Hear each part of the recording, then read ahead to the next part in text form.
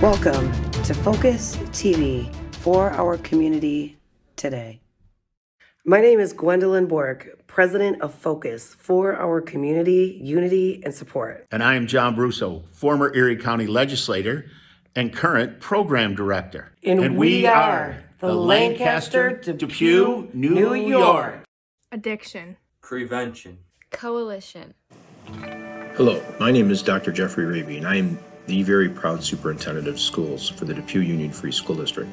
Depew is a second-ring suburb of the city of Buffalo in Erie County, New York.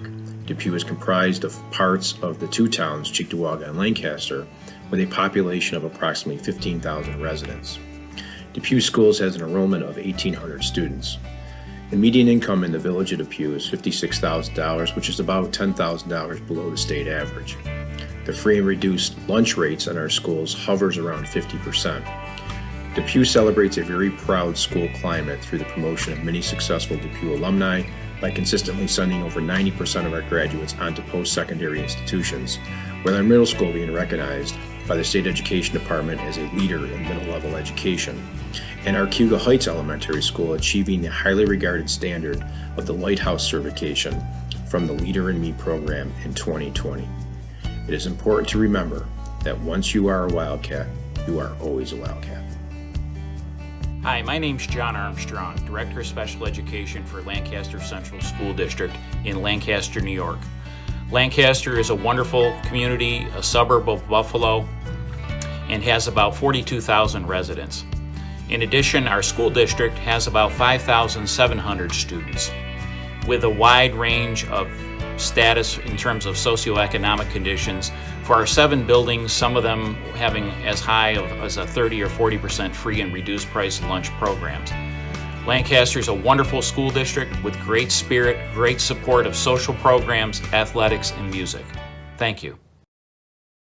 Informative, professional, engaging. That's how I would describe NCA.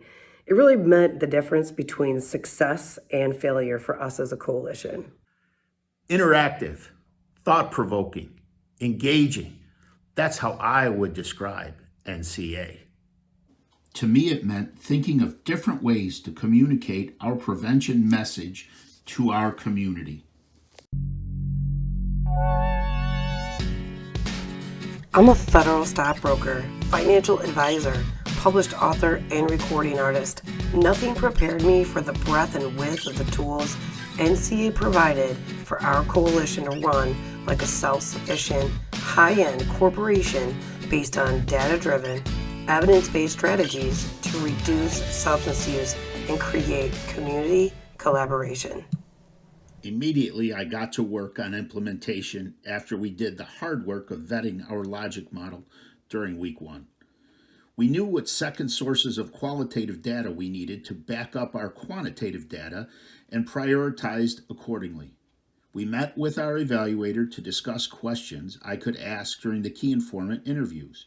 We created an action and communication plan, as well as a timeline based off our strategic action plan. I set up the key informant interviews with specific sectors, their sector reps, and performed via Zoom.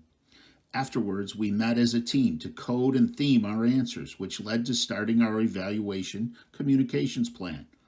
Knowing who our audience was that needed to know this information, we created and developed an infographic to go with all the reports.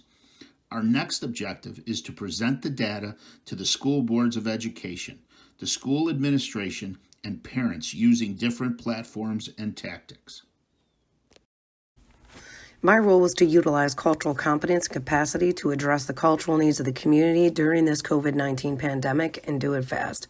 We knew we had 2 major communities within a community, the mid to high income class C-suite families and the low income generational impoverished families already affected by the shutdown. Our coalition stakeholders abide by a common set of policies, behaviors, and attitudes. So although already united, we came together even stronger to provide education and support, enhance access, reduce barriers, and build the skills of our community. We immediately set up Focus TV, a podcast that aired weekly via YouTube and Facebook, started a weekly coalition newsletter, and enforced those environmental strategies with the local newspaper on a monthly basis. We reached thousands of people in our direct community with those efforts, fed over 500 families in the midst of the pandemic, provided a drug-free event for our youth that streamed live on all platforms, incorporating a social norms campaign, and in the process developed a youth advisory board comprised of 3 schools, 2 youth influencers per school, and gained a dozen more members to date. We have and will continue to transfer knowledge of the evidence-based strategic prevention framework through Prevention 101 education opportunities. These happen at our monthly meetings, in our newsletters, on social media, in the newspapers, and using our virtual technology. And we will also utilize CADCA for their leadership forums, for mid-year forums, to equip and mobilize our members and our community. We believe that capacity equals sustainability here at Focus. By reviewing, analyzing, and maintaining our sustainability plan annually, we will be focusing on the people, the partners, the members, and their devotion to our cause of reducing substance use among our youth and creating community collaboration. By that, we will be focusing on them continuously at our Community Impact Awards. Our first ceremony was this past year. We had over 100 people in attendance. 12 people, community impact leaders, were awarded, ranging from our Erie County legislator, our superintendent, youth influencers.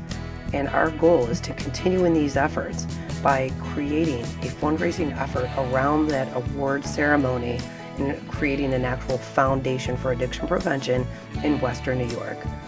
By adding $10,000 to this foundation on an annual basis, by the end of 5 years, when our drug-free communities grant is up, whether it's continued or not, we'll have $100,000 in that account. That foundation will give 5.25% back to our local community for addiction prevention efforts, and that will be our long-lasting legacy.